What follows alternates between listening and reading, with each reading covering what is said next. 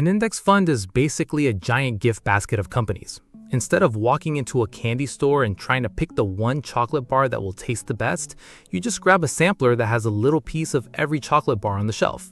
Some pieces will be amazing, some will be mid, a few will be bad, but on average, you'll walk out happy. That's the whole idea. One purchase, hundreds of companies, no guesswork. The reason this matters is because for most of investing history, the only way to own pieces of lots of companies was to either pay a professional to pick them for you or sit there and pick them yourself. Both approaches have a small problem. They mostly don't work. Over the last 20 years, around 94% of professional fund managers, people whose entire job is picking winning stocks, fail to beat the simple, boring strategy of just buying everything. They got paid millions to lose to a strategy that requires no skill. So somewhere in the 1970s, a guy named Jack Bogle had the obvious idea. Instead of paying someone to try to pick winners, why not just buy a slice of every company on a list and call it a day? He launched the first index fund in 1976. People mocked it. They called it Bogle's Folly. Today, these things hold trillions of dollars, and they're how most of the smart money invests. Here's how it actually works. An index is just a list. Think of it like a top 500 chart on Spotify, except for companies instead of songs. The S&P 500 is the list of the 500 biggest American companies: Apple, Microsoft, Amazon, Google, the whole gang. The total market index is the same idea, but bigger, basically every public American company. The NASDAQ leans heavier toward tech.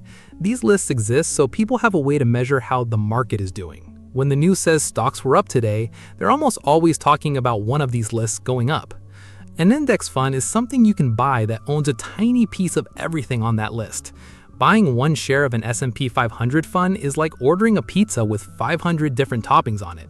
You're getting Apple, Microsoft, Google, Coca-Cola, Tesla, all of them in one slice. If Apple has a great year, your pizza gets a little tastier. If Apple completely tanks, you barely notice because there are 499 other toppings holding it up. You don't pick winners, you just eat the whole pizza. This is the whole game. You're not trying to beat the market, you're buying the market.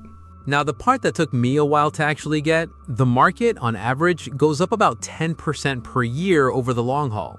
That's not a guarantee. Some years it loses 30%, some years it gains 25%. Think of it like climbing a mountain in bad weather. The path zigzags, you slip backwards sometimes, but if you keep walking long enough, you end up higher than where you started. Over any 30-year stretch in American history, money parked in the S&P 500 has come out ahead, including the Great Depression, including 2008, including COVID, including the dot-com bust. The 30-year average sits right around 10%, and the 20-year average is closer to 11%. Once you factor in inflation, you're looking at roughly 7% real return. That's the number to remember. The reason all this works comes down to something called compounding, which is the most underrated thing in personal finance. Compounding is basically what happens when your money has babies, and then those babies grow up and have their own babies. The longer you let it run, the more ridiculous it gets. Picture two people. Both put $300 a month into an S&P 500 fund at a 10% average return. Person A starts at 25 and stops at 35. 10 years total, $36,000 in. Person B starts at 35 and goes all the way to 65. 30 years total, $108,000 in. By age 65, Person A has more money than Person B. Person A invested a third as much and still ends up richer because their money had an extra decade to multiply on itself.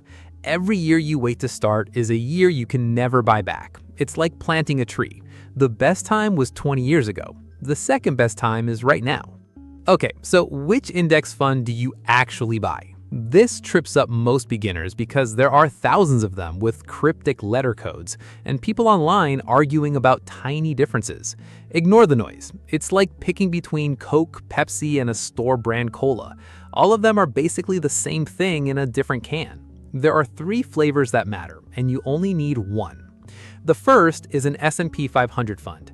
VOO from Vanguard, IVV from iShares, FXAIX from Fidelity, and SPLG from State Street. These all track the same 500 companies. Pick whichever your brokerage offers with the lowest fee. The second is a total U.S. market fund. BTI is the Vanguard one. Same idea as the S&P 500, but it also throws in smaller companies the S&P 500 leaves out. A slightly bigger gift basket. Performs almost identically over the long run.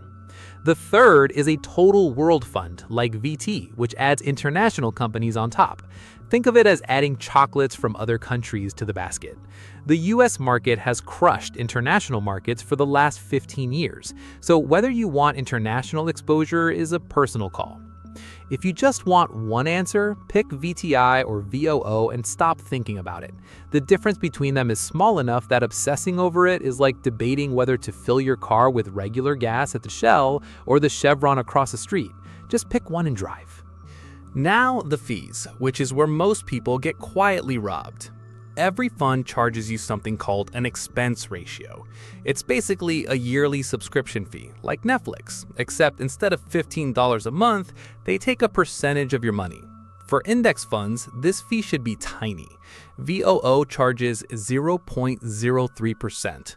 That means for every $10,000 you have invested, the fund takes $3 per year. $3. An actively managed fund, the kind with a human trying to beat the market, often charges 0.75% to 1.5%. That's $75 to $150 per year on the same $10,000. Doesn't sound like much. Now imagine paying that for 40 years. It can easily eat up 25 to 30% of your final balance, and the fund manager will not deliver better returns to make up for it. Statistically, they'll do worse, so you're paying more to get less. It's like paying extra for premium gas when your car runs on regular. You're literally lighting money on fire. Cheap and dumb beats expensive and smart almost every time. Make peace with this. It's the single most important sentence in investing. Where do you actually buy these things? You open a brokerage account. Think of it as a bank account that lets you buy stocks instead of just holding cash. Fidelity, Schwab, and Vanguard are the three big names. No account fees, no minimums. You can open one from your phone in about 10 minutes, same way as opening any other app. Once it's open, you transfer money from your checking account in, search for the letter code of the fund you want, hit buy, and that's it. You're now an investor.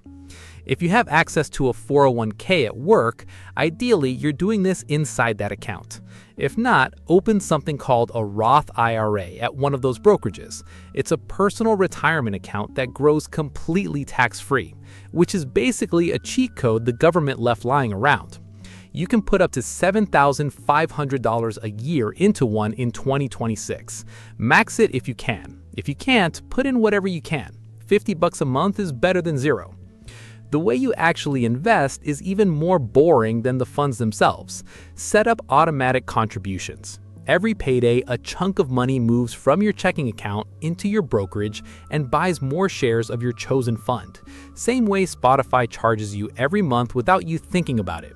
You don't time the market. You don't wait for a dip. You don't sell when things get scary. You just keep buying. Every single month for the rest of your career. This is called dollar cost averaging, and it works because you stop trying to be clever. When prices are high, you buy fewer shares. When prices are low, you buy more. Over time, it averages out, like filling your gas tank a little at a time instead of trying to guess the cheapest day of the week. You don't have to think about it. That's the whole strategy. People with finance degrees have tried to beat it. They mostly fail. Here's the part nobody warns you about. The hardest thing about all this isn't choosing the fund or opening the account. It's not touching it when things get ugly. Every few years, the market drops 20%, 30%, sometimes more. Your account looks like it's bleeding. Headlines scream that this time is different. Friends tell you they're moving everything to cash. The single most expensive mistake you can make is to sell during a crash. It's the financial version of jumping out of a roller coaster mid-loop. The ride was going to come back up. Every recession in history has been followed by a recovery. Every single one. And the people who panicked at the bottom locked in their losses, while the people who did nothing or kept buying got rich. You will be tested on this. You will fail the test if you don't decide right now, while things are calm, that you are not selling. The mistakes that actually hurt people aren't picking the wrong fund. They're more boring than that. Not starting because you're waiting until you have real money. You don't need real money. You need any money and the long timeline. trying to pick individual stocks because you saw a TikTok. That's the financial equivalent of betting on a single number at a roulette table. Sometimes you win, mostly you lose. Buying crypto with money you can't afford to lose. Maybe it works, maybe it doesn't, but it's not a replacement for index investing and waiting for the right time to invest. The right time was 10 years ago. The second right time is today. Let me compress everything into the moves that actually matter. Open a brokerage account. Open a Roth IRA inside it. Set up an automatic monthly contribution, whatever you can afford, even if it's $50.